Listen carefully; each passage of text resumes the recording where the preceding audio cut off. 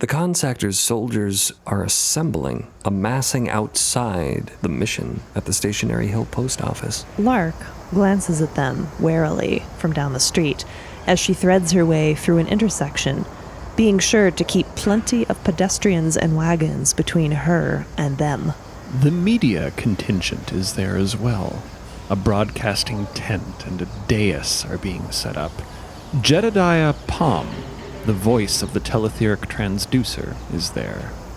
Even the consector himself is afoot, his cape aflutter, armor gleaming, speaking to his company with that notary woman beside him. Lark does not wait to watch. She's through the crossing, down the road, headed swiftly for the garage. There's no delaying any longer. They are surely here for her capture, which means it's time she packed her bags and got the hell out of here.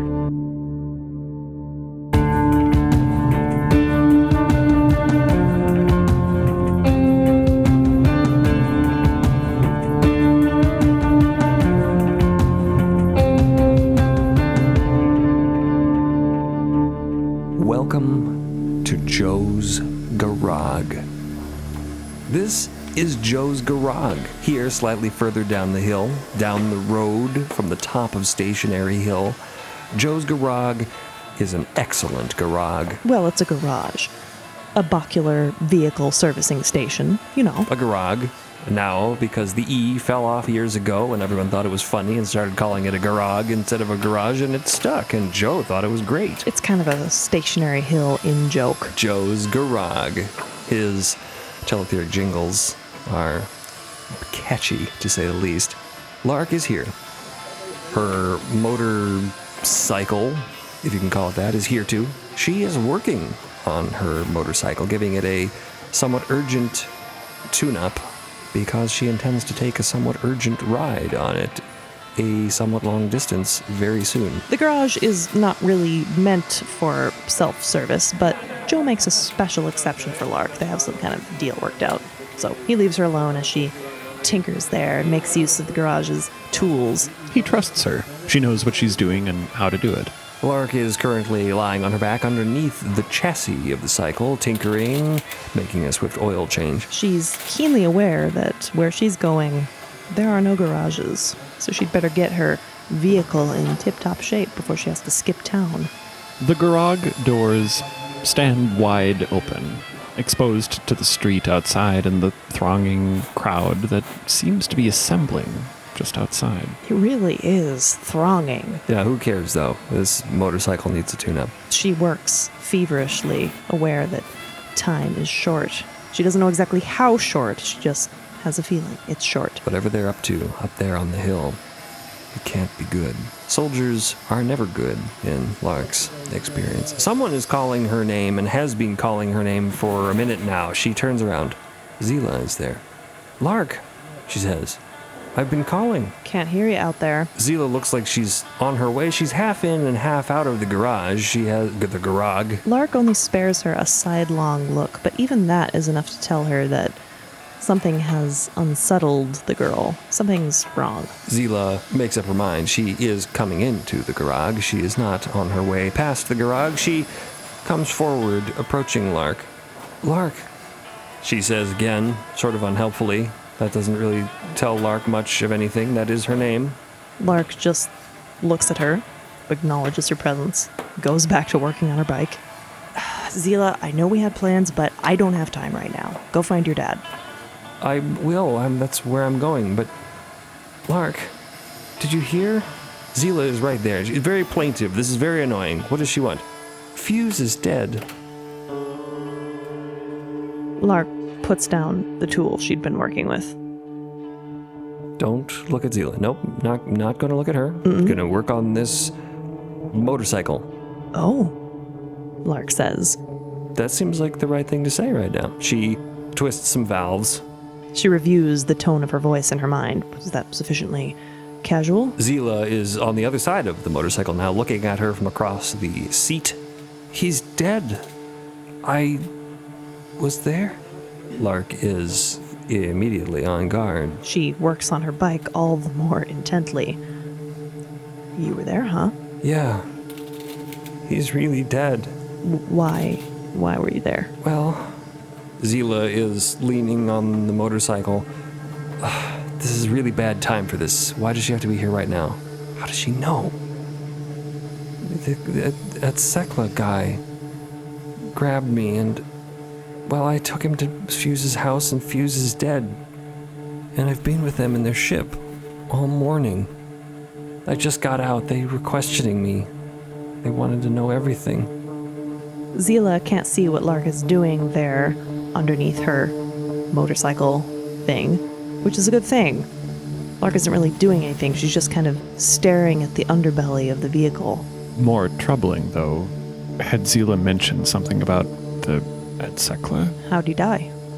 Well, I don't know. They were asking me that, and I don't know anything about it. I just was there at his house, and he was dead. It's like somebody killed him. They think, and that's why they were asking me. Do I know who did it? How do I know Fuse? They knew that I knew Fuse, because I delivered a note for him, and they found out and found me. It's all coming together now. Shit. Note? What note? I don't know. I didn't read it. I was just walking past and he was coming out of breakfast and he was really nervous and he just gave it to me and told me to deliver it. He's Lark. Did you read it? Who could kill Fuse? I don't know. Did you read the note? That would be rude. Anyway, they were asking me questions all morning. It was like they wanted information that I didn't know. They? Well, yeah, it wasn't just the Sekla guy. It was like the consector. But anyway, I didn't know anything, and I guess they believed me when I told them that, and they let me go. Huh. That is about as close to a sigh of relief as Lark ever really gets.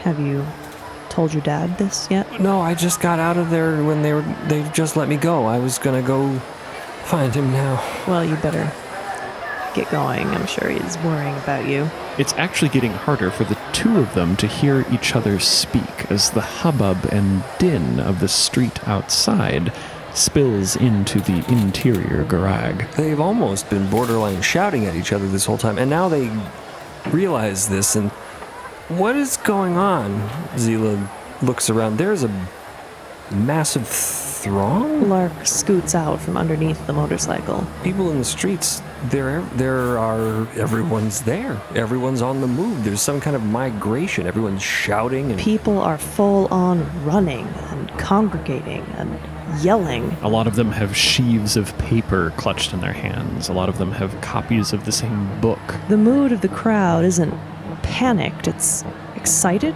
jittery. Zila doesn't know what it is. She looks briefly terrified. Does this have something to do with Fuse? Lark shrugs. I don't know what's going on. Some of the mechanics in the garage come out of side offices. What the hell is all this? I can't even hear oh my God. They see out into the street. All the mechanics and customers in the garage are congregating by the open door, looking out, scratching their heads, muttering to each other. Some people in the street are looking into the garage and beckoning and, come on, now's your chance. What are you talking about? People are just yelling at each other everywhere. This is crazy. Oh, I wonder if this has something to do with the...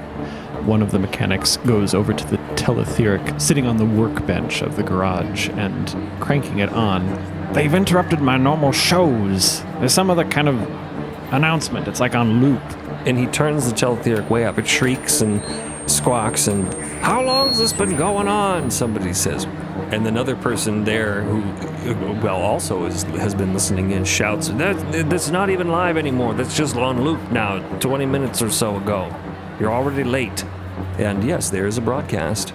The unmistakable voice of Jedediah Palm echoes into the garage. Good afternoon, dear listeners. This is Jedediah Palm, speaking to you from the lovely town of Stationary Hill on the remarkable islet of Midst, here on the razor's edge of the median between the fold and the un. It is my distinct honor and privilege today to announce the Trust's purchase of Midst from its owner, the Baroness Cosma Laszlo, and the islet's designation hereby as a public holding and territory of the Trust.